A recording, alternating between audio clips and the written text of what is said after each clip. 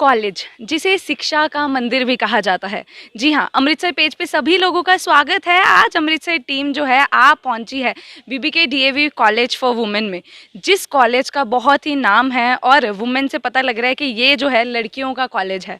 आज के समय में बात करें तो लड़कियां हर फील्ड में आगे, और यहाँ की लड़कियों की बात करें, यहाँ के जो स्टूडेंट्स हैं हर लाइन में बहुत आगे हैं और उन्होंने कॉलेज का बहुत नाम बनाया और अपना नाम भी बहुत कमाया और देश का नाम जो है रोशन किया है। अब जो है journalist mister Sanjay Walia BBK DAV college for women के प्रिंसिपल डॉक्टर पुष्पिंदर वालिया से बात करेंगे कि उनकी मीडिया को लेके क्या राय है। ਪ੍ਰਿੰਸੀਪਲ ਨਾਲ ਗੱਲ ਕਰਾਂਗੇ ਮੈਮ ਨਾਲ, ਜਿਹੜੇ ਪੁਸ਼ਪਿੰਦਰ ਵਾਲੀਆ ਜੀ ਸਾਡੇ ਨਾਲ ਜੁੜੇ ਨੇ।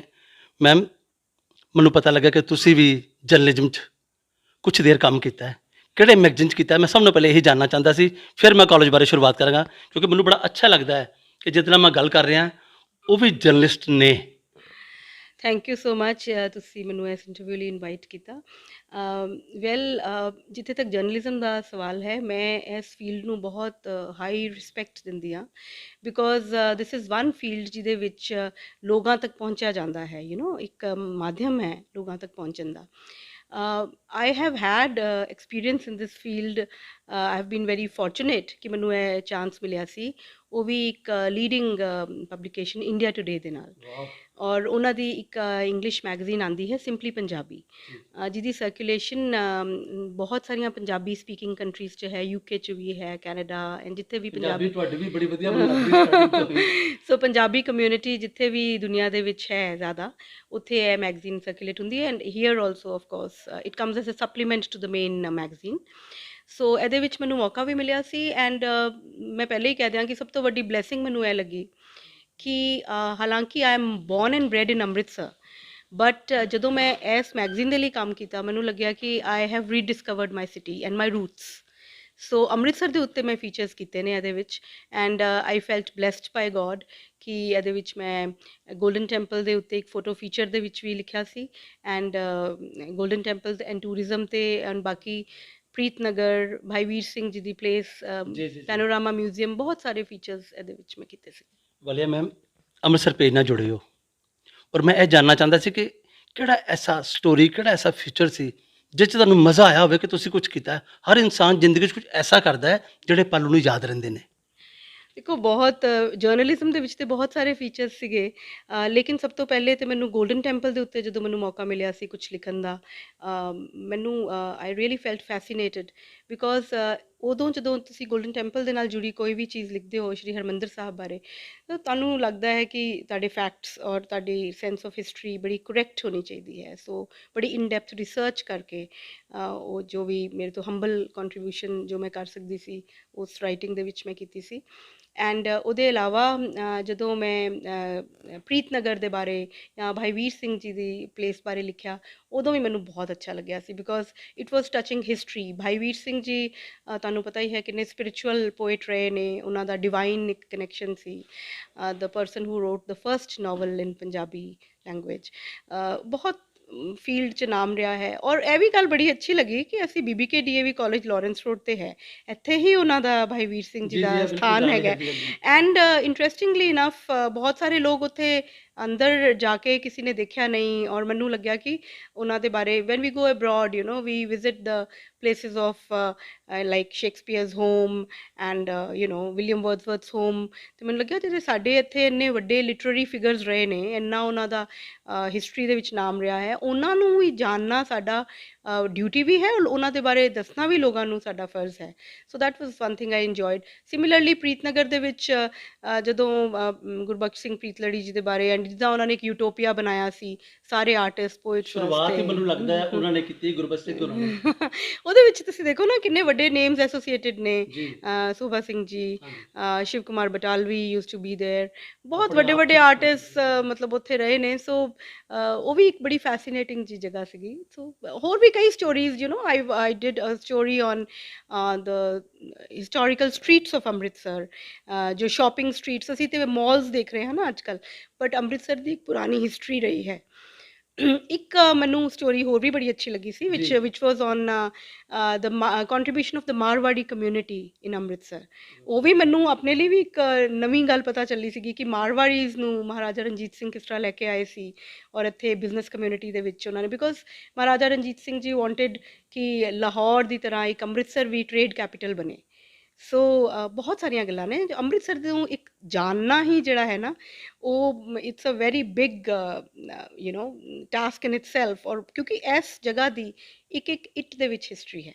ਮੈਮ ਤੁਸੀਂ ਸਹੀ ਕਹਿ ਰਹੇ ਹੋ, ਅੰਮ੍ਰਿਤਸਰ ਗੁਰੂ ਦੀ ਨਗਰੀ 'ਚ ਇੰਨਾ ਕੁਛ ਹੈਗਾ ਦੇਖਣ ਨੂੰ ਕਿ ਤੁਸੀਂ ਸਾਰੀ ਜ਼ਿੰਦਗੀ ਲਿਖਦੇ ਰਹੋ ਤੇ ਜ਼ਿੰਦਗੀ ਖਤਮ ਹੋਏਗੀ, ਔਰ ਜੋ ਇੱਥੇ ਅਜੂਬੇ ਨੇ ਉਹ ਆਪਾਂ ਥੱਕ ਜਾਵਾਂਗੇ ਲਿਖਦੇ ਲਿਖਦੇ। ਲੇਕਿਨ ਮੈਂ ਇਹ ਜਾਣਨਾ ਚਾਹੁੰਦਾ ਕਿ ਤੁਸੀਂ ਜਿਹੜੀ ਸ਼ੁਰੂਆਤ ਕੀਤੀ ਮੈਗਜ਼ੀਨ ਤੋਂ, ਪ੍ਰੀਤ ਲੜੀ ਦੀ ਗੱਲ ਕਰਾਂ, ਪ੍ਰੀਤ ਨਗਰ ਔਰ ਹਰਮੰਦਰ ਸਾਹਿਬ ਬਾਰੇ ਲਿਖਿਆ, ਫਿਰ ਆਪਾਂ ਥੋੜ੍ਹਾ ਚੂਕ ਹੋ ਗਏ ਕਿਉਂਕਿ ਇਹ 'ਚ ਤਾਂ ਬਹੁਤ ਮਜ਼ਾ ਆਉਣਾ ਸ਼ੁਰੂ ਹੋ ਜਾਂਦਾ ਹੈ ਜਦੋਂ ਜਰਨਲਿਜ਼ਮ 'ਚ ਬੰਦਾ ਲਿਖਣਾ ਸ਼ੁਰੂ ਕਰਦਾ ਹੈ।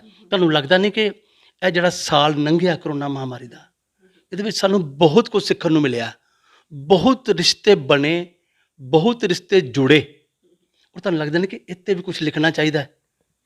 ਬਿਲਕੁਲ ਲਿਖਣਾ ਚਾਹੀਦਾ ਹੈ। ਜਿੱਥੇ ਤੱਕ ਮੇਰੀ ਪਰਸਨਲ ਜਰਨੀ ਦਾ ਸਵਾਲ ਸੀ, ਉਹ ਮੈਂ ਇਹ ਕਹਾਂਗੀ ਕਿ 2000 ਫਰੋਮ 2007 ਟੂ 9 2008 ਐਂਡ ਤੱਕ ਮੈਂ ਕਾਫੀ ਰੈਗੂਲਰਲੀ ਫੀਚਰਸ ਲਿਖੇ ਸੀ। ਉਹਦੇ ਬਾਅਦ ਇਹ ਹੋਇਆ ਸੀ that I became principal in DAV college for women Firozpur cantt. So ਜਦੋਂ ਐਕੈਡੈਮਿਕਸ 'ਚ ਐਡਮਿਨਿਸਟ੍ਰੇਸ਼ਨ 'ਚ ਆ ਗਏ, so it was a new field ਔਰ ਰਿਸਪੌਂਸਿਬਿਲਿਟੀਜ਼ ਬਹੁਤ ਵੱਧ ਗਈਆਂ। So and then I had moved out of Amritsar. So ਹਾਲਾਂਕਿ ਫਿਰੋਜ਼ਪੁਰ ਦੀ ਵੀ ਬੜੀ ਰਿਚ ਹਿਸਟਰੀ ਹੈ। So then I became more on the path of encouraging people, other people to write. For example, ਇੱਥੇ ਹੁਣ BBK ਦੇ ਵਿੱਚ ਸਾਡੇ ਕੋਲ ਜਰਨਲਿਜ਼ਮ ਐਂਡ ਮੈਸ ਕਾਮ ਦਾ ਡਿਪਾਰਟਮੈਂਟ ਹੈ। ਇੰਟਰਸਟਿੰਗਲੀ ਇਨਫ ਇਸ ਡਿਪਾਰਟਮੈਂਟ ਜਦੋਂ ਸ਼ੁਰੂ ਹੋਇਆ ਸੀ, ਉਦੋਂ ਇਹਦੀ ਸਟਾਰਟਿੰਗ ਦੇ ਵਿੱਚ ਜੋ ਪਹਿਲਾ ਸਮੈਸਟਰ ਸੀ, ਉਹਦੇ ਵਿੱਚ ਵੀ ਮੈਂ I use to teach the paper introduction to mass communication. So ਇੱਕ ਤਰ੍ਹਾਂ ਸ਼ੁਰੂ ਤੋਂ ਹੀ ਇੰਟਰਸਟ ਜਿਹੜਾ ਮੇਰਾ ਹੈ, because I have been an English literature student, I am a student still of that. So ਉਹਦੇ ਨਾਲ ਫਿਰ ਤੁਹਾਨੂੰ ਲੈਂਗੁਏਜ ਦੇ ਨਾਲ ਹਾਊ ਟੂ ਕਮਿਊਨੀਕੇਟ, ਇਹ ਚੀਜ਼ਾਂ 'ਚ ਹਮੇਸ਼ਾ ਇੰਟਰਸਟ ਰਹਿੰਦਾ ਹੈ। ਜੋ ਤੁਸੀਂ ਪਿਛਲੇ ਸਾਲ ਦੀ ਗੱਲ ਕੀਤੀ ਹੈ, ਵੈਲ ਆਈ ਵੁੱਡ ਸੇ ਇਹ ਇੱਕ ਯੂਨੀਕ ਹੀ ਈਅਰ ਰਿਹਾ ਹੈ। ਇੰਨਾ ਕੁਝ ਸਿਖਾ ਗਿਆ ਜੀ ਕਿ ਉਹਨੂੰ ਹੁਣ ਕੁਝ ਸ਼ਬਦਾਂ 'ਚ ਵੀ ਇਨਕੈਪਸੂਲੇਟ ਕਰਨਾ ਬੜਾ ਮੁਸ਼ਕਿਲ ਹੈ। ਮਤਲਬ ਇੱਕ ਲਾਈਫ ਇੱਕ ਡਿਫਰੈਂਟ ਸਟਰੀਮ 'ਤੇ ਜਾ ਰਹੀ ਸੀ, ਔਰ ਮੈਂ ਤੇ ਬੈਸਟ ਐਗਜ਼ਾਮਪਲ ਇਹ ਲੱਗਦਾ ਹੈ ਕਿ ਬਹੁਤ ਫਾਸਟ ਕੁਝ ਚੱਲ ਰਿਹਾ ਹੋਏ ਔਰ ਸਡਨਲੀ ਪੌਜ਼ ਬਟਨ ਦਬਾ ਦਿਓ, ਸਭ ਕੁਝ ਜਿੱਦਾਂ ਹੈ ਉੱਦਾਂ ਹੀ ਰੁਕ ਜਾਏ। ਮਤਲਬ ਮੈਂ ਕਹਿ ਸਕਦਾ ਹਾਂ ਕਿ ਸਮਾਂ ਐਸਾ ਆ ਗਿਆ ਕਿ ਰੁਕ ਗਿਆ ਸੀ ਇੱਕ ਵਾਰੀ। ਬਿਲਕੁਲ ਰੁਕ ਅੱਜ ਤੋਂ ਮੈਂ 40 ਸਾਲ ਜੇ ਪਿੱਛੇ ਜਾਣਾ ਹਾਂ ਤੇ ਸ਼ਾਮ ਨੂੰ 6-7 ਵਜੇ ਤੋਂ ਬਾਅਦ ਅਕਸਰ ਲੋਕ ਉੱਪਰ ਕੋਠਿਆਂ ਤੇ ਇੱਕ ਦੂਸਰੇ ਨੂੰ ਮਿਲਦੇ ਸੀ, ਮਤਲਬ ਸਾਰੇ ਇਕੱਠੇ ਹੁੰਦੇ ਸੀ। ਹੁਣ ਤਾਂ 6 ਵਜੇ ਜੇ ਘਰ ਆਇਆ ਤੇ ਆਪਣੇ ਏਸੀ 'ਚ ਵੜ ਗਿਆ। ਇਹ ਦਿਨ ਮੈਨੂੰ ਇਹ ਸਾਲ 'ਚ ਦੇਖਣ ਨੂੰ ਮਿਲੇ। ਮੈਨੂੰ ਲੱਗਾ ਕਿ ਯਾਰ ਅਸੀਂ 40 ਸਾਲ ਪਿੱਛੇ ਚਲੇ ਗਏ, ਸਮਾਂ ਤੇ ਰੁਕਿਆ ਲੇਕਿਨ ਰਿਸ਼ਤੇ ਬਹੁਤ ਜ਼ਿਆਦਾ ਬਣੇ। ਬਿਲਕੁਲ ਠੀਕ ਕਿਹਾ। ਮਤਲਬ ਸਟੂਡੈਂਟਸ ਜਿਹੜੇ ਨੇ, you know specially school students ਨੇ, ਉਹ ਵੀ ਆਪਣੇ ਆਪਣੇ ਉਹਦੇ ਵਿੱਚ ਰਹਿੰਦੇ ਸੀਗੇ, ਫੇਸਬੁੱਕ ਦੇ ਉੱਤੇ ਬੈਠੇ ਹੈ, ਕੰਪਿਊਟਰ ਦੇ ਉੱਤੇ ਗੇਮ ਖੇਲ ਰਹੇ ਹੈ। ਐਂਡ ਸਡਨਲੀ ਉਹ ਜਦੋਂ ਦਾਦਾ ਦਾਦੀ ਦੇ ਨਾਲ ਬੈਠੇ, ਯੂ نو ਦ ਫੈਮਲੀਜ਼, ਅੱਛਾ ਪੇਰੈਂਟਸ ਨੇ, ਉਹਨਾਂ ਨੂੰ ਜਿੰਨਾ ਮਰਜ਼ੀ ਬਿਜ਼ੀ ਕਰੀਅਰ ਹੋਏ ਸਭ ਘਰ ਬੈਠ ਗਏ। ਦੈਟਸ ਵਾਈ ਸੇ ਕਿ ਪੌਜ਼ ਬਟਨ ਆ ਗਿਆ, ਇੱਕਦਮ ਦੁਨੀਆ ਰੁਕ ਗਈ। ਹੁਣ ਬੈਠੋ ਔਰ ਸੋਚੋ ਕਿ ਤੁਸੀਂ ਕੀ ਕਰ ਰਹੇ ਸੀ, ਬਚਣਾ ਕਿਸ ਤਰ੍ਹਾਂ ਲਾਈਫ 'ਚ ਉਹਦਾ। ਔਰ ਆਲਸੋ ਕਿ ਕੀ ਕਰ ਰਹੇ ਸੀ ਔਰ ਕੀ ਇੰਪੋਰਟੈਂਟ ਹੈ। ਸਭ ਤੋਂ ਜ਼ਿਆਦਾ ਮੈਨੂੰ ਇੰਟਰਸਟਿੰਗ ਗੱਲ ਇਹ ਲੱਗੀ ਹੈ ਕਿ ਸਾਨੂੰ ਸਾਰਿਆਂ ਨੂੰ ਨਾ ਇੱਕ ਵਾਰੀ ਬੈਠ ਕੇ ਰਿਵਿਊ ਕਰਨਾ ਪਿਆ ਹੈ ਕਿ ਸਾਡੀਆਂ ਲਾਈਫ ਦੀਆਂ ਪ੍ਰਾਇੋਰਟੀਜ਼ ਕੀ ਨੇ। And suddenly we realised that priorities of life are good health, family values, and biggest thing is gratitude to God. ਫਿਰ ਅਸੀਂ ਜਦੋਂ ਕਾਊਂਟ ਕਰਨੀਆਂ ਸ਼ੁਰੂ ਕੀਤੀਆਂ ਨਾ ਆਪਣੀਆਂ ਬਲੇਸਿੰਗਸ, ਫਿਰ ਲੱਗਿਆ ਸਾਡੇ ਕੋਲ ਤੇ ਬਹੁਤ ਕੁਝ ਹੈ, ਯੂ نو।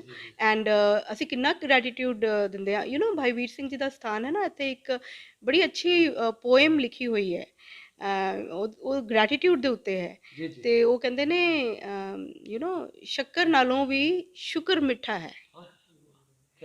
ਇਟ ਇਜ਼ ਸੱਚ ਅ ਬਿਊਟੀਫੁਲ ਪੋਇਮ। ਉਹ ਕਹਿੰਦੇ ਨੇ ਕਿ ਸ਼ੁਕਰ ਕਰਦੇ ਫਿਰ ਅਸੀਂ ਕਿਉਂ ਡਿਲੇ ਕਰਦੇ ਹਾਂ, ਮਤਲਬ we should all the time be in a state of gratitude. ਕਿਉਂਕਿ ਅਗਰ ਅਸੀਂ ਦੇਖੀਏ ਨਾ ਸਾਨੂੰ ਇੰਨਾ ਕੁਝ ਮਿਲਿਆ ਹੈ ਰੱਬ ਤੋਂ, ਸ਼ੁਕਰ ਕਿਉਂ ਨਹੀਂ ਕਰਦੇ। That is one thing. ਫਿਰ ਇੱਕ ਉਹਨਾਂ ਨੇ ਇੱਕ ਹੋਰ ਵੀ ਲਾਈਨ ਉਹਨਾਂ ਦੀ ਪੋਇਮ ਦੀ ਹੈਗੀ ਹੈ, ਕੀ ਹੋਇਆ ਤੇ ਕਿੰਕੂ ਹੋਇਆ, you know why do we keep thinking ਕਿ ਇਹ ਕਿਉਂ ਹੋ ਗਿਆ, ਕਿਸ ਤਰ੍ਹਾਂ ਹੋ ਗਿਆ। ਤੇ ਸੋਚ ਸੋਚ ਕੇ ਉਹ ਕਹਿੰਦੇ ਨੇ ਜਿਹੜੇ ਸਿਆਣੇ ਨੇ ਨਾ ਉਹ ਥੱਕ ਗਏ ਨੇ, ਹੈ ਨਾ। ਐਂਡ 'ਚ ਉਹਨਾਂ ਦੀ ਇੱਕ ਲਾਈਨ ਹੈ, I may not be quoting correctly but I am conveying the sense. ਉਹਦੇ ਵਿੱਚ ਇਹ ਹੈਗਾ ਹੈ ਕਿ ਹੋਸ਼ਾਂ ਨਾਲੋਂ ਮਸਤੀ ਚੰਗੀ ਰੱਖਦੀ ਸਦਾ ਟਿਕਾਣੇ। ਸੋ ਅਗਰ ਇਨਸਾਨ ਜ਼ਿਆਦਾ ਨਾ ਸੋਚੇ, ਗ੍ਰੈਟੀਟਿਊਡ ਟੂ ਗੋਡ ਹੀ ਕਰਦਾ ਰਹੇ, ਤੇ ਉਹਦੇ ਵਿੱਚ ਹੀ ਉਹੋ ਜਿਹੀ ਮਸਤੀ ਬਹੁਤ ਅੱਛੀ ਹੈ, ਬਿਕੋਜ਼ ਐਕਚੁਅਲੀ ਉਹ ਤੁਹਾਨੂੰ ਸਹੀ ਪਾਥ ਤੇ ਲੈ ਕੇ ਜਾ ਰਹੀ ਹੈ, ਕਿਉਂਕਿ ਤੁਸੀਂ ਹਮੇਸ਼ਾ ਸ਼ੁਕਰ ਕਰਦੇ ਰਹਿੰਦੇ ਹੋ ਮੇਰੇ ਕੋਲ ਬੜਾ ਕੁਛ ਹੈ, ਰੱਬ ਬੜਾ ਕੁਛ ਹੈ, and you keep on going in a state of peace and harmony. ਔਰ ਅਗਰ ਤੁਸੀਂ ਸ਼ੁਕਰ ਕਰੋਗੇ ਨਾ ਰੱਬ ਦਾ, ਕਿਸੇ ਜਾਨਵਰ ਦਾ ਨੁਕਸਾਨ ਨਹੀਂ ਕਰੋਗੇ, ਨੇਚਰ ਦਾ ਨੁਕਸਾਨ ਨਹੀਂ ਕਰੋਗੇ, you will think of God as manifestation in everything. So ਉਹਦੇ ਨਾਲ ਤੁਸੀਂ ਇਹ ਦੇਖਿਆ ਹੀ ਹੈ ਕਿ ਜਦੋਂ ਬੈਲੈਂਸ ਵਿਗੜਿਆ ਹੈ ਨੇਚਰ ਦਾ, ਤਾਂ ਹੀ ਇਹੋ ਜਿਹੀਆਂ ਕੈਲੈਮਿਟੀਜ਼ ਆਈਆਂ। ਬਿਲਕੁਲ ਸੋ ਸਹੀ ਕਹਿ ਰਹੇ ਹੋ ਤੁਸੀਂ। ਔਰ ਈਸ਼ਵਰ ਅੱਗੇ ਸਵੇਰੇ ਉੱਠ ਕੇ ਇਨਸਾਨ ਨੂੰ ਸਭ ਦਾ ਭਲਾ ਮੰਗਣਾ ਚਾਹੀਦਾ ਹੈ। ਜੇ ਮੈਂ ਇੱਥੇ ਗੱਲ ਕਰਾਂਗਾ ਤਾਂ ਬਹੁਤ ਲੰਬੀ ਹੋ ਜਾਏਗੀ, ਮੈਂ ਤੁਹਾਡੇ ਕਾਲਜ ਵੱਲ ਆਉਣਾ ਚਾਹੁੰਦਾ, ਲੇਕਿਨ ਉਸ ਤੋਂ ਪਹਿਲਾਂ ਇੱਕ ਛੋਟਾ ਜਿਹਾ ਮੇਰਾ ਸਵਾਲ ਹੈ। ਕਰੋਨਾ ਮਹਾਮਾਰੀ 'ਚ ਸਭ ਨਾਲੋਂ ਜ਼ਿਆਦਾ ਜਿਹੜੀ ਸੇਵਾ ਕੀਤੀ ਹੈ ਪੰਜਾਬ ਪੁਲਿਸ ਨੇ ਕੀਤੀ ਹੈ। ਅਸੀਂ ਆਪਣੇ ਘਰ ਸੀ, ਜਿਹੜੇ ਪੁਲਿਸ ਦੇ ਮੁਲਾਜ਼ਮ ਆਫਿਸਰ ਔਰ ਕਮਿਸ਼ਨਰ ਡਾਕਟਰ ਸੁਚੈਨ ਗਿੱਲ ਜਿਹੜੇ ਨੇ ਸੜਕਾਂ ਤੇ ਸੀ, ਲੱਗਦਾ ਨਹੀਂ ਕਿ ਉਹਨਾਂ ਨੂੰ ਸਲੂਟ ਹੈ। ਬਿਲਕੁਲ ਜੀ, ਵੀ ਸੈਲਿਊਟ, they are the real warriors. ਇਹਨਾਂ ਨੇ ਬਹੁਤ ਕੰਮ ਕੀਤਾ, ਹੈਲਥ ਵਰਕਰਸ ਨੇ ਬੜਾ ਕੰਮ ਕੀਤਾ। ਜਦੋਂ ਉਹ ਸੁਨਸਾਨ ਸੜਕਾਂ ਦੇ ਵਿੱਚ ਖੜੇ ਹੁੰਦੇ ਸੀਗੇ, ਬੈਰੀਅਰਸ ਦੇ ਉੱਤੇ ਖੜੇ ਹੁੰਦੇ ਸੀ, ਡੇ ਐਂਡ ਨਾਈਟ ਦੀ ਇਹਨਾਂ ਦੀਆਂ ਡਿਊਟੀਜ਼ ਸੀਗੀਆਂ, and I always used to wonder at that time ਕਿ ਦੇਖੋ ਇਹਨਾਂ ਲਈ ਕਿੰਨਾ ਟਫ ਟਾਈਮ ਹੈ ਨਾ। ਔਰ ਮਤਲਬ ਲੋਕ ਪਬਲਿਕ ਦੇਖੋ ਕਈ ਵਾਰੀ ਸਮਝਦੇ ਵੀ ਨਹੀਂ, ਕਈ ਵਾਰੀ ਉਹਨਾਂ ਦੇ ਨਾਲ ਥੋੜ੍ਹਾ ਟਫ ਵੀ ਹੋਣਾ ਪੈਂਦਾ ਹੈ, ਬਿਕੋਜ਼ ਜੋ ਹੋ ਰਿਹਾ ਸੀਗਾ ਹੋ ਤੇ ਪਬਲਿਕ ਦੀ ਸੇਫਟੀ ਲਈ ਸੀਗਾ। ਇਹ ਕੋਈ ਅੱਛਾ, ਹੁਣ ਇੱਕ ਇਹੋ ਜਿਹੀ ਗੱਲ ਸੀ ਕਿ ਕਰੋਨਾ ਦਾ ਵਾਇਰਸ ਹੈ ਜੀ, ਹੁਣ ਲੋਕ ਮਤਲਬ ਜਿਹੜੇ ਨਹੀਂ ਸਮਝਣਾ ਚਾਹੁੰਦੇ ਉਹ ਕਹਿਣਗੇ ਸਾਨੂੰ ਤਾਂ ਕੁਝ ਨਜ਼ਰ ਨਹੀਂ ਆ ਰਿਹਾ, ਸਭ ਕੁਝ ਠੀਕ ਹੈ। You know the police has to deal with all kinds of people. ਜਿਹੜੇ ਸਮਝਦਾਰ ਨੇ ਉਹਨਾਂ ਨਾਲ ਵੀ ਉਹਨਾਂ ਨੇ ਡੀਲ ਕਰਨਾ ਹੈ, ਜਿਹੜੇ ਨਹੀਂ ਸਮਝਣਾ ਚਾਹੁੰਦੇ ਜਾਂ ਉਸ ਵੇਲੇ ਇੰਪੇਸ਼ੈਂਟ ਹੋ ਜਾਂਦੇ, ਹਿਊਮਨ ਨੇਚਰ ਹੈ। ਇੰਨੀ ਦੇਰ ਜਦੋਂ ਲੋਕ ਘਰਾਂ ਦੇ ਅੰਦਰ ਬੰਦ ਰਹੇ ਤੇ ਇੰਪੇਸ਼ੈਂਟ ਵੀ ਹੋ ਗਏ, ਇਰੀਟੇਟਿਡ ਵੀ ਹੋ ਗਏ, but hats off to these people ਜਿਹੜੇ ਪੁਲਿਸ ਦੇ ਸੀਗੇ ਜਾਂ ਹੈਲਥ ਵਰਕਰ ਸੀਗੇ, ਕਿ ਸਭ ਦੇ ਨਾਲ ਡੀਲ ਕੀਤਾ। ਲੋਕਲ ਐਡਮਿਨਿਸਟ੍ਰੇਸ਼ਨ, ਡਿਪਟੀ ਕਮਿਸ਼ਨਰ ਨੇ ਸਾਰੀ ਐਡਮਿਨਿਸਟ੍ਰੇਸ਼ਨ ਨੂੰ ਕਿਸ ਤਰ੍ਹਾਂ ਸਟਰੀਮਲਾਈਨ ਕਰਕੇ ਉਹਨਾਂ ਨੂੰ ਇਸ ਮੌਕੇ 'ਤੇ ਸੰਭਾਲਿਆ। I mean that was something which saved all of us. ਸਹੀ ਹੈ ਮੈਮ। ਪਰ ਤੁਹਾਡਾ BBK DAV ਕਾਲਜ, ਜਿੱਥੇ ਬੱਚੇ ਜਰਨਲਿਜ਼ਮ ਕਰ ਰਹੇ ਆ, ਜਿਸ ਕੰਮ ਨੂੰ ਅਸੀਂ ਆਏ ਹਾਂ, ਔਰ ਗੱਲਾਂ ਕਰਦੇ ਕਰਦੇ ਕਿੱਧਰ ਚਲੀ ਜਾਂਦੀ ਗੱਲ ਪਤਾ ਨਹੀਂ ਲੱਗਦਾ। ਮੈਂ ਚਾਹੁੰਦਾ ਸੀ ਤੁਹਾਡੇ ਕਾਲਜ 'ਚੋਂ ਵੀ ਬੱਚੇ ਬਹੁਤ ਅੱਗੇ ਨਿਕਲੇ ਨੇ, ਥੋੜ੍ਹਾ ਉਹਨਾਂ ਬਾਰੇ ਅਸੀਂ ਚਾਨਣਾ ਪਾਉਂਦੇ। ਸਾਡੇ ਸਟੂਡੈਂਟਸ ਜਿਹੜੇ ਨੇ, department is doing a lot of good work. Students ਸਾਡੇ ਸਾਰੀਆਂ ਜਿਹੜੀਆਂ ਲੋਕਲ ਇੰਸਟੀਟਿਊਸ਼ਨਸ ਨੇ, ਖਾਲਸਾ ਕਾਲਜ ਹੈ ਜਾਂ ਦੂਸਰੇ ਕਾਲਜਸ ਨੇ, ਅਦਰ DAV ਕਾਲਜਸ ਨੇ ਜਾਂ ਯੂਨੀਵਰਸਿਟੀ ਹੈ, ਉੱਥੇ ਵੀ ਜੋ ਸਟੂਡੈਂਟਸ ਪੜ੍ਹਾ ਰਹੇ ਨੇ ਜਰਨਲਿਜ਼ਮ ਮੈਸ ਕਮ, ਉਹ ਸਾਡੀਆਂ ਹੀ ਸਟੂਡੈਂਟਸ ਹੈਗੀਆਂ। ਫਿਰ ਬਹੁਤ ਸਾਰੇ ਇੱਥੇ ਦੇ RJ ਹੈਗੀਆਂ ਨੇ ਸਟੂਡੈਂਟਸ। ਫਿਰ ਤੁਸੀਂ ਦੇਖੋ ਬਿਗਰ ਚੈਨਲਸ ਲਾਈਕ ABP ਹੈ, ਸਾਂਝਾ ਹੈ, ਔਰ ਤੁਹਾਡਾ ਦੂਸਰੇ ਜਿਹੜੇ ਚੈਨਲਸ ਹੈਗੇ ਨੇ, ਉਹਨਾਂ BBC ਪੰਜਾਬੀ ਹੈ, ਇਹਨਾਂ ਦੇ ਸਭ ਦੇ ਵਿੱਚ ਸਟੂਡੈਂਟ ਸਾਡੀਆਂ ਲੱਗੀਆਂ ਹੋਈਆਂ ਨੇ ਐਂਕਰਿੰਗ। ਹਾਂਜੀ, ਔਰ ਐਂਕਰਿੰਗ ਕਰ ਰਹੀਆਂ ਨੇ, RJ ਨੇ, ਰਿਪੋਰਟਿੰਗ ਕਰ ਰਹੀਆਂ ਨੇ, ਇੰਟਰਨਸ਼ਿਪ ਵੀ ਜਦੋਂ ਬੱਚੇ ਕਰਦੇ ਨੇ, you know they do it in Tribune or other papers. Even I believe ਤੁਹਾਡੇ ਚੈਨਲ ਦੇ ਵਿੱਚ ਵੀ ਸਾਡੇ ਸਟੂਡੈਂਟਸ ਐਸੋਸੀਏਟਿਡ ਨੇ। So I think this is a matter of pride for us ਕਿ ਯੂ ਨੋ, ਔਰ ਇਹ BBK ਦੀ ਸਪਿਰਿਟ ਹੈ ਸਾਡੀ ਫੈਕਲਟੀ ਦੀ, right from the principal's office to the faculty. ਸਾਡਾ ਇੱਕੋ ਹੀ ਇੰਟਰਸਟ ਹੁੰਦਾ ਹੈ that a student who comes to us should be given the wings to fly. And ਮੈਂ ਹਮੇਸ਼ਾ ਹੀ ਇਹ ਕਹਿੰਦੀ ਹਾਂ that we are the wind beneath the wings. ਅਸੀਂ ਉਹ ਫੋਰਸ ਹਾਂ ਜਿਹਦੇ ਨਾਲ ਉਹ ਬੱਚਾ ਉੜ ਜਾਏ, ਦੈਟਸ ਇਟ। ਮੈਮ ਮੈਂ ਬੱਚਿਆਂ ਨਾਲ ਵੀ ਗੱਲ ਕੀਤੀ ਆ, ਬੜਾ ਉਤਸ਼ਾਹ ਆ ਬੱਚਿਆਂ 'ਚ, ਸੋਸ਼ਲ ਮੀਡੀਆ ਅੱਗੇ ਆਇਆ, ਬੱਚਿਆਂ ਨੂੰ ਕੀ ਸਿੱਖਣ ਨੂੰ ਮਿਲਿਆ ਤੁਹਾਡੇ ਕਾਲਜ ਤੋਂ? ਦੇਖੋ ਬੱਚੇ ਜਿਹੜੇ ਨੇ ਨਾ, ਸਭ ਤੋਂ ਪਹਿਲੇ ਤੇ ਅਸੀਂ ਕਾਲਜ ਦੇ ਵਿੱਚ ਕੌਨਫੀਡੈਂਸ ਸਿਖਾਉਂਦੇ ਹਾਂ ਕਿ ਬਈ ਇਹਨਾਂ ਨੂੰ you know they should be able to convey their ideas. Social media ਤੇ ਅੱਗੇ ਹੈ ਸਟੂਡੈਂਟਸ ਦਾ। ਸਾਡਾ ਦੇਖੋ ਇੱਥੇ ਫੇਸਬੁੱਕ ਪੇਜ ਵੀ ਹੈਗਾ, different departments have their own pages also which they are handling. Vocational courses ਵੀ ਹੈਗੇ ਨੇ, ਉਹਦੇ ਵਿੱਚ ਹੁਣ ਅਸੀਂ ਇੱਕ BBK WhatsApp ਇੱਕ ਐਪ ਵੀ ਸ਼ੁਰੂ ਕੀਤੀ ਹੈ, ਜਿਹਦੇ ਵਿੱਚ you know students and faculty will join in, ਔਰ ਸਭ ਕੁਝ ਆਨਲਾਈਨ ਉਸ ਐਪ 'ਚ ਹੋਏਗਾ। ਸਟੂਡੈਂਟਸ ਦੇ ਲਈ ਬੇਸਿਕਲੀ ਯੂ ਨੋ ਜੋ ਜਰਨਲਿਜ਼ਮ ਹੈ ਇਹ ਇੱਕ ਐਸੀ ਇੰਟਰਸਟਿੰਗ ਹੈ ਕਿਉਂਕਿ ਇਹਦੇ ਥਰੂ ਤੁਸੀਂ ਆਪਣੀ, ਅਗਰ ਦੋ ਲੋਕ ਬੈਠਦੇ ਨੇ ਤੇ ਇੱਕ ਦੂਸਰੇ ਨਾਲ ਗੱਲ ਕਰਦੇ ਨੇ, ਅਗਰ ਜਰਨਲਿਜ਼ਮ 'ਚ ਬੈਠਦੇ ਨੇ ਤੇ ਦੁਨੀਆ ਦੇ ਨਾਲ ਗੱਲ ਕਰਦੇ ਨੇ। I think that is the one interesting thing. Or students ਦੇ ਵਿੱਚ whenever I meet them in their class also, some interaction is there, ਮੈਨੂੰ ਉਹਨਾਂ 'ਚ ਬਹੁਤ ਪੈਸ਼ਨ ਨਜ਼ਰ ਆਉਂਦੀ ਹੈ that they really want to go out and make a difference in the world. ਦੁਨੀਆ ਦੇ ਵਿੱਚ ਕੁਝ ਚੇਂਜ ਚਾਹੁੰਦੇ ਨੇ ਔਰ ਆਪ ਕਹਿੰਦੇ ਨੇ ਕਿ we have to be the change, ਅਸੀਂ ਖੁਦ ਹੀ ਉਹ ਚੇਂਜ ਹਾਂ ਜੋ ਅਸੀਂ ਦੁਨੀਆ 'ਚ ਲਿਆਉਣਾ ਹੈ. So I think that's a very good thing. Ma'am ਇੱਕ ਨਵੀਂ ਚੀਜ਼ ਮੈਂ ਇਹ 3-4-5 ਮਹੀਨੇ ਦੇਖਣ ਨੂੰ ਮਿਲੀ ਹੈ, ਬੱਚੇ ਅੱਗੇ ਹੋਰ ਨਵੇਂ ਨਹੀਂ ਆ ਰਹੇ, ਇਹਦਾ ਕੀ ਕਾਰਨ ਹੈ? ਨਹੀਂ ਬੱਚੇ ਤੇ ਆ ਰਹੇ ਨੇ, ਮਤਲਬ ਮੈਂ ਕਾਲਜ ਵਿੱਚ ਸਰਚ ਕੀਤਾ ਕਾਫੀ ਇੰਟਰ ਕਾਲਜ, ਅੱਗੋਂ ਬੱਚੇ ਜਿਹੜੇ 4-5 ਮਹੀਨੇ ਦੀ ਗੱਲ ਕਰਾਂ, ਨਵੇਂ ਬੱਚੇ ਨਹੀਂ ਆ ਰਹੇ, ਇਹਦੀ ਕੀ ਵਜ੍ਹਾ? ਕਿਉਂਕਿ ਸੋਸ਼ਲ ਮੀਡੀਆ ਇੰਨਾ ਅੱਗੇ ਆ ਗਿਆ ਔਰ ਬੜੀ ਓਪਰਚੁਨਿਟੀ ਹੈ ਬਹੁਤ ਜ਼ਿਆਦਾ ਬੱਚੇ ਨੂੰ ਅੱਗੇ ਵਧਣ ਦੀ, ਫਿਰ ਬੱਚੇ ਕਿਉਂ ਨਹੀਂ ਸੋਚ ਰਹੇ ਕਿ ਜਿਹੜਾ ਰਾਤ ਨੂੰ ਜਾਣਾ ਰਿਪੋਰਟਰ ਨੂੰ, ਲੜਕੀ ਨੂੰ? ਅੱਛਾ, ਦੈਟ ਵੇ. ਯੈਸ. ਵੈਲ ਦੇਖੋ, ਥੋੜੇ ਜਿਹੇ ਸੋਸ਼ੋ ਕਲਚਰਲ ਬੈਰੀਅਰਸ ਤੇ ਗਰਲਸ ਦੇ ਲਈ ਹੁੰਦੇ ਨੇ ਵਿਚ ਵਿਦ ਟਾਈਮ ਦੇ ਆਰ ਓਵਰਕਮਿੰਗ. ਇੱਕ ਇਹ ਕੁਛ ਐਸੇ ਇਹ ਸਟੂਡੈਂਟਸ ਦੀ ਪੈਸ਼ਨ 'ਚ ਕਮੀ ਨਹੀਂ ਹੈ, ਬਟ ਯੈਸ ਸਮਟਾਈਮਸ ਦੇ ਪੇਰੈਂਟਸ ਗੈਟ ਵਰੀਡ ਕਿ ਅਗਰ ਇਹਨਾਂ ਨੇ ਨਾਈਟ ਆਵਰਸ ਦੇ ਵਿੱਚ ਬਾਹਰ ਰਹਿਣਾ ਹੈ ਜਾਂ ਕੁਛ ਹੈ, ਦੋਜ਼ ਆਰ ਡਿਫਰੈਂਟ ਫੈਕਟਰਸ. ਲੇਕਿਨ ਮੈਨੂੰ ਪਰਸਨਲੀ ਇਨ BBK ਸਾਨੂੰ ਨਹੀਂ ਫੀਲ ਹੋ ਰਿਹਾ ਕਿ ਬੱਚੇ ਕੋਈ ਪਿੱਛੇ ਰਹਿ ਰਹੇ ਨੇ ਜਾਂ ਕਿਉਂ, because we have got our students who are very willing and to take initiatives.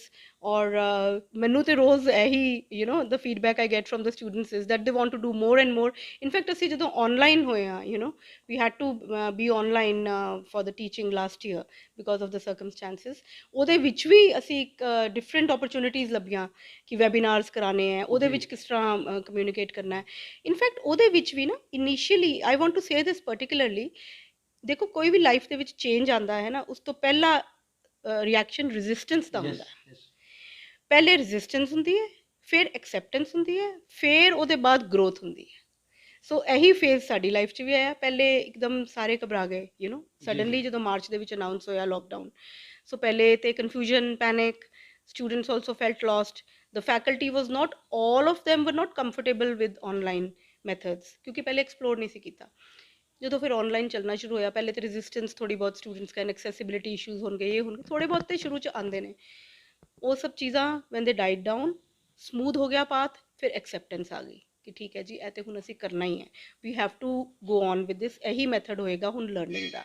Acceptance ਤੋਂ ਬਾਅਦ ਗਰੋਥ ਆ ਗਈ, ਹੁਣ ਵੈਬੀਨਾਰਸ ਕਰੀਏ, ਹੁਣ ਇਹ ਕਰੀਏ, ਉਹ ਕਰੀਏ. ਦੈਨ ਦੇਰ ਵਾਜ਼ ਸੋ ਮਚ ਆਫ ਪੈਸ਼ਨ. ਫਿਰ ਐਗਜ਼ਾਮਸ ਵੀ ਲਾਸਟ ਈਅਰ ਇੱਕ ਵਾਰੀ ਸਾਨੂੰ ਆਨਲਾਈਨ ਕਰਨੇ ਪਏ. ਸੋ ਇੱਕ ਤਰ੍ਹਾਂ ਗਰੋਥ ਇਸ ਤਰ੍ਹਾਂ ਹੋਈ that we discovered new ways of learning. New ਹੁਣ ਜਿਹੜੀ ਆਨਲਾਈਨ ਟੀਚਿੰਗ ਹੈ ਨਾ, ਇਹ ਹੁਣ ਖਤਮ ਨਹੀਂ ਹੋਏਗੀ. it will be always be a part of our methodology. ਜਿੱਥੇ ਵੀ whenever the weather conditions are bad, whenever there are some other circumstances, the teachers will always shift to the online mode ਕਿ ਚਲੋ ਅੱਜ ਦਾ ਦਿਨ ਅਸੀਂ ਇਸ ਤਰ੍ਹਾਂ ਕਰ ਲਈਏ. ਸੋ ਇਹ ਇੱਕ ਬਹੁਤ ਅੱਛੀ ਚੀਜ਼ ਡਿਸਕਵਰ ਹੋਈ ਹੈ. ਦੇ ਕਹਿੰਦੇ ਨਾ ਵਕਤ ਕੁਝ ਸਿਖਾ ਕੇ ਜਾਂਦਾ ਹੈ. ਜੀ ਜੀ. ਸੋ these are lessons we have learned. Madam ਮੈਂ ਤਾਂ ਚਾਹੁੰਦਾ ਸੀ ਤੁਹਾਡਾ ਹੋਰ ਗੱਲਾਂ ਕਰਾਂ, ਅੰਮ੍ਰਿਤਸਰ ਪੇਜ 'ਤੇ ਤੁਸੀਂ ਜੁੜੇ ਹੋ, ਲੇਕਿਨ ਸਟੋਰੀ ਵੀ ਬਹੁਤ ਲੰਬੀ, ਸਮਾਂ ਵੀ ਇਜਾਜ਼ਤ ਨਹੀਂ ਦਿੰਦਾ, ਤੁਹਾਡਾ ਵੀ ਸਮਾਂ ਬਹੁਤ ਜ਼ਿਆਦਾ ਕੀਮਤੀ ਹੈ. ਪਰ ਤੁਹਾਡਾ ਬਹੁਤ ਬਹੁਤ ਧੰਨਵਾਦ, ਤੁਸੀਂ ਅੰਮ੍ਰਿਤਸਰ ਪੇਜ 'ਤੇ ਆ ਕੇ ਆਪਣੇ ਕਾਲਜ ਬਾਰੇ ਔਰ ਤੁਸੀਂ ਜਿਹੜੀ ਜਰਨਲਿਜ਼ਮ ਕਰ ਰਹੇ ਹੋ ਉਹਦੇ ਬਾਰੇ ਗੱਲ ਕੀਤੀ. ਔਰ ਮੈਂ ਚਾਹਾਂਗਾ ਕਿ ਤੁਸੀਂ ਅੱਗੇ ਵੀ ਜਰਨਲਿਜ਼ਮ 'ਚ ਸਟੋਰੀਆਂ ਲਿਖਦੇ ਰਹੋ, ਕਰਦੇ ਰਹੋ. ਤੁਹਾਡਾ ਦੁਆਰਾ ਫਿਰ ਅਸੀਂ ਗੱਲ ਕਰੀਏ, ਪਰ ਤੁਹਾਡਾ ਬਹੁਤ ਬਹੁਤ ਧੰਨਵਾਦ. Thank you very much the invite ਕਰਨ ਲਈ. ਥੈਂਕ ਵੀ ਕਾਲਜ ਦੇ ਮੀਡੀਆ ਹਾਊਸ ਦੇ ਅੱਗੇ ਆਪਾਂ ਖੜੇ ਹਾਂ. ਉਸ ਬੱਚਿਆਂ ਨਾਲ ਅੱਜ ਅਸੀਂ ਗੱਲ ਕਰਾਂਗੇ ਜਿਹੜੇ ਬੱਚੇ ਇੱਥੇ ਮੀਡੀਆ ਦਾ ਕੋਰਸ ਕਰ ਰਹੇ, ਕਿਉਂਕਿ ਇਹ ਬੱਚੇ ਐਸੇ ਨੇ ਜਿਨ੍ਹਾਂ ਨੇ ਸਮਾਜ ਨੂੰ ਜਿਹੜੇ ਕ੍ਰਿਤੀਆਂ ਨੇ ਉਹਨਾਂ ਤੋਂ ਬਚਾਉਣਾ ਆ, ਔਰ ਜੋ ਗਲਤ ਹੋ ਰਿਹਾ ਆ ਉਹਨੂੰ ਦਿਸ਼ਾ ਨਿਰਦੇਸ਼ ਦੇਣੇ ਆ. ਬੱਚੇ, ਕਿਉਂਕਿ ਬੱਚਿਆਂ ਦੇ ਅੰਦਰ ਜਨੂਨ ਹੁੰਦਾ ਹੈ, ਔਰ ਇੱਕ ਸਾਲ ਇਹ ਐਸਾ ਸੀ ਕੋਵਿਡ ਦਾ ਜਿਹਦੇ ਵਿੱਚ ਬੱਚਿਆਂ ਨੂੰ ਬਹੁਤ ਕੁਝ ਸਿੱਖਣ ਨੂੰ ਮਿਲਿਆ, ਕਿਉਂਕਿ ਸੋਸ਼ਲ ਮੀਡੀਆ ਬਹੁਤ ਅੱਗੇ ਆਇਆ. ਅਸੀਂ ਬੱਚਿਆਂ ਨਾਲ ਗੱਲ ਕਰਦੇ ਹਾਂ. ਕੀ ਨਾਮ ਹੈ ਜੀ ਤੁਹਾਡਾ? ਸਰ ਦੀਕਸ਼ਾ. ਦੀਕਸ਼ਾ ਜੀ, ਕਿੰਨੇ ਸਾਲ ਹੋ ਗਏ BBK 'ਚ? ਸਰ ਇਹ ਮੇਰਾ ਤੀਸਰਾ ਸਾਲ ਹੈ ਬੈਚਲਰਸ ਦਾ, ਜੀ. ਤੇ ਇਹ ਮੇਰਾ ਫਾਈਨਲ ਈਅਰ ਹੈ. ਕੀ ਸੋਚ ਕੇ ਆਏ ਹੋ ਜਰਨਲਿਜ਼ਮ ਦੇ ਵਿੱਚ? ਸਰ ਮੈਂ ਰਿਪੋਰਟਰ ਬਣਨਾ ਚਾਹੁੰਦੀ ਹਾਂ. ਮੈਂ TV 'ਤੇ ਆਉਣਾ ਚਾਹੁੰਦੀ ਹਾਂ. ਸਟੂਡੀਓ ਵਿੱਚ ਬਹਿ ਕੇ ਮੈਂ ਨਿਊਜ਼ ਰੀਡ ਕਰਨਾ ਚਾਹੁੰਦੀ ਹਾਂ. ਇਹ ਸੁਪਨਾ ਸੀ ਮੇਰਾ, ਤੇ ਇਹੀ ਲੈ ਕੇ ਮੈਂ BBK 'ਚ ਜਰਨਲਿਜ਼ਮ ਕਰਨ ਆਈ ਹਾਂ. ਮੇਰਾ ਸਵਾਲ ਇਹ ਹੈ, ਰਿਪੋਰਟਰ ਸਾਰੇ ਬਣਨਾ ਚਾਹੁੰਦੇ ਨੇ, ਮੀਡੀਆ ਜਾਣਾ ਚਾਹੁੰਦੇ ਆ, ਥੀਮ ਕੀ ਹੈ ਤੁਹਾਡਾ?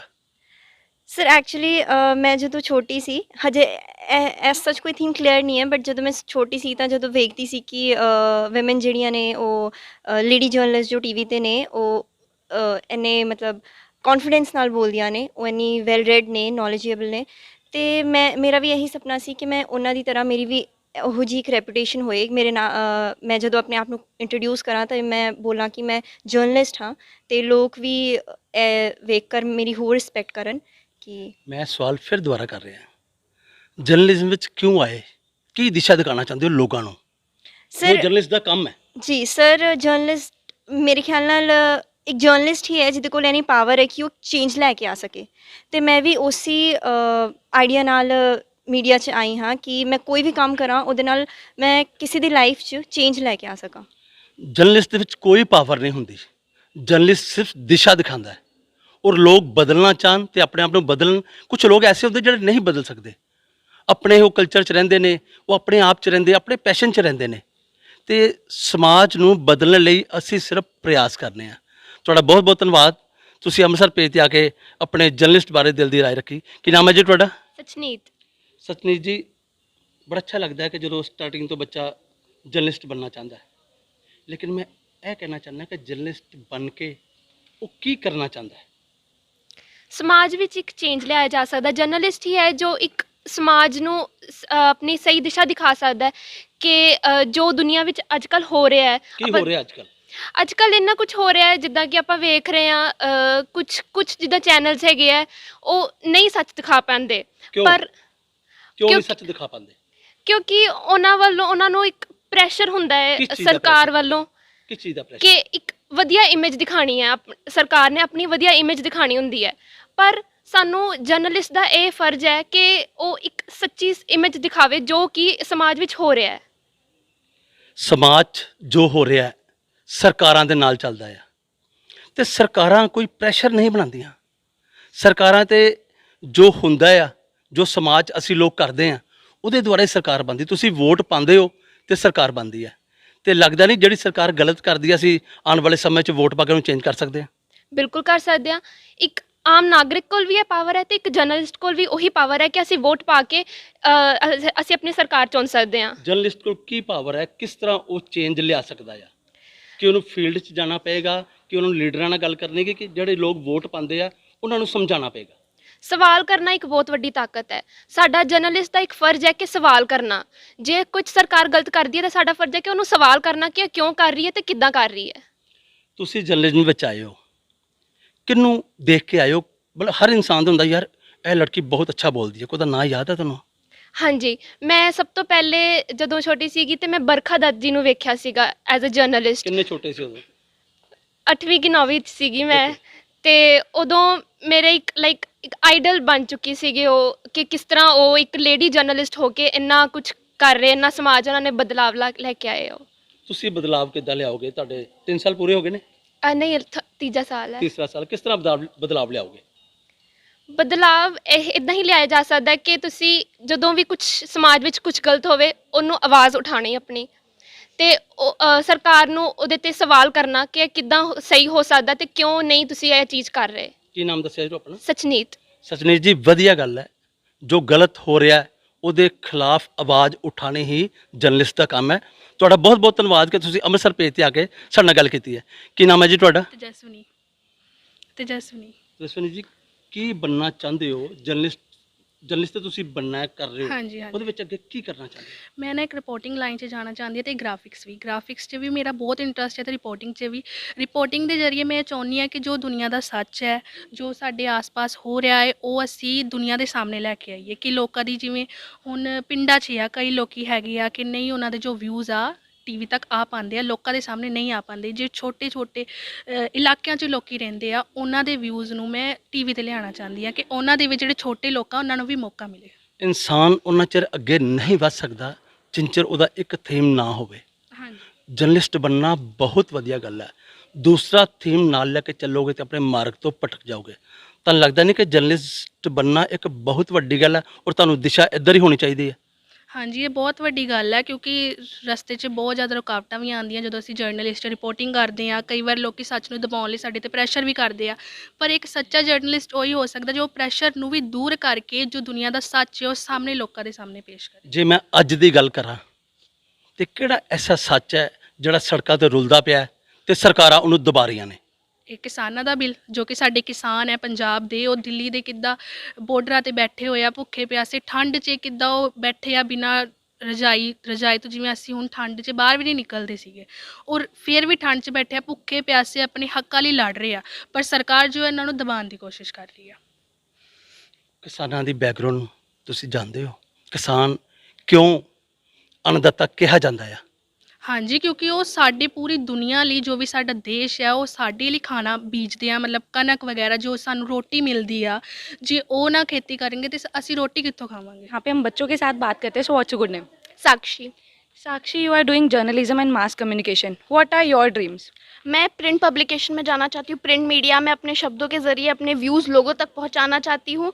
एक सही खबर, आजकल जो मीडिया में बायसनेस के ऊपर मीडिया को टैग दे दिया गया है, उसको हटा के एक सच्ची खबर कौन लोगों सी मीडिया की आप बात कर रहे हैं? बायसनेस किस हद तक आपने किसी मीडिया में बायसनेस देखी है? आजकल हर चैनल एक टैग लग के घूमता है, चाहे वो गोदी मीडिया का टैग हो, चाहे वो एंटी गवर्नमेंट का टैग हो, ये सारे टैग लेके जो गवर्नमेंट मीडिया चैनल्स घूम रहे हैं, वो टैग को हटा के मैं मीडिया को, जैसे हम कहते हैं ना ऑब्जेक्टिविटी, वो लाना चाहती हूँ मीडिया में। किस तरीके से आप लेके आएंगे? अपने शब्दों की आपने बात की, शब्दों के राह ही आप जो है लोगों को जगाना चाहते हो, तो आप किस तरीके से जो है डेमोक्रेटिक कंट्री में अपनी आवाज़ किस तरीके से उठाना चाहते हो? आपने डेमोक्रेसी की बात की, डेमोक्रेटिक कंट्री वो होती है जहाँ पर लोगों के हाथ में ताकत हो कि वो सत्ता बदल पाए। तो जब लोग वोट करने जाते हैं, उन तक सही जानकारी पहुँचाना, कौन कितना काम कर रहा है, क्या काम कर रहा है, ये एक मीडिया चैनल का काम है। और ये आपने बात कर दी, सरकारों की बात करी, तो मैं एक बात बता दूं कि हम खुद ही सरकार चुनते हैं, खुद की आपकी चुनी गई सरकार है। क्या लगता है अगली बार सरकार बदलेगी?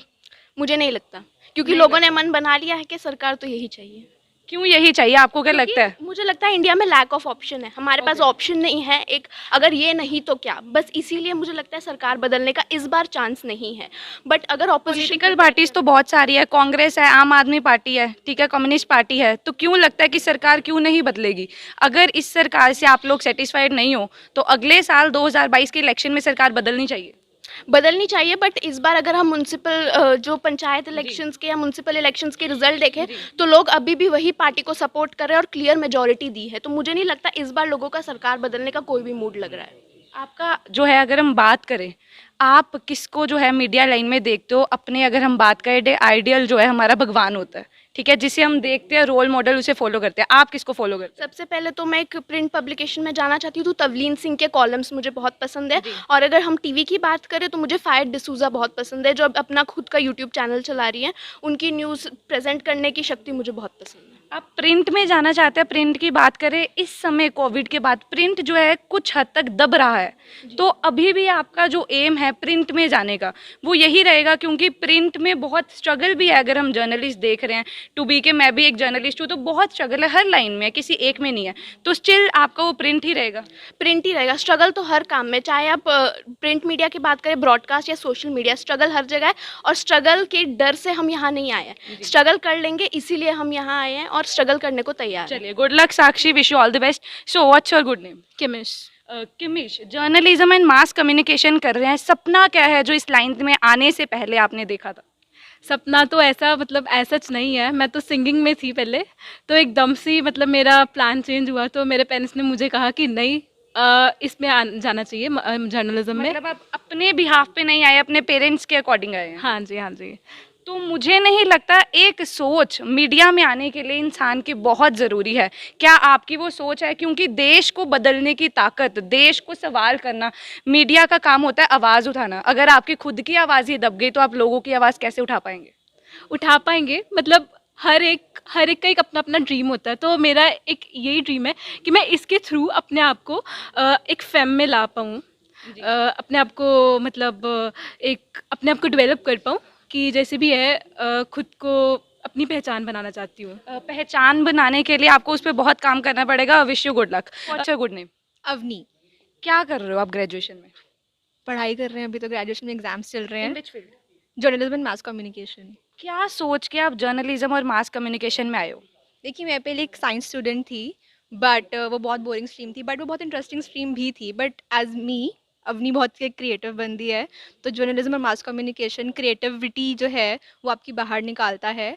और मेरे को, जैसे मैं थर्ड ईयर में हूँ, मेरी तो निचोड़ के बाहर आई है। Like it has many fields. आप एंकरिंग में जा सकते हो, आप एमसी आपका सपना क्या है?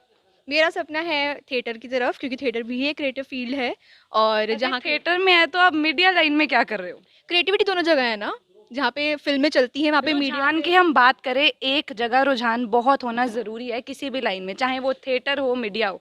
तो अगर आपका रुझान थिएटर की तरफ है तो मीडिया पे फोकस कैसे कर सकते हो? हम हमेशा इन द बॉक्स की सोचते हैं, आउट ऑफ द बॉक्स क्यों नहीं सोचते। एक रुझान थोड़ी ना है, रुझान ज़िंदगी में बहुत सारे हो सकते हैं और आप हर फील्ड में जा सकते हो और उसको सक्सेस भी कर सकते हो। आप राइट नाउ किस फील्ड में जाते हो, आइदर मीडिया और थिएटर? बोथ, मैं प्ले भी करती हूँ और मैं that's great. राइटिंग भी कर रही हूँ।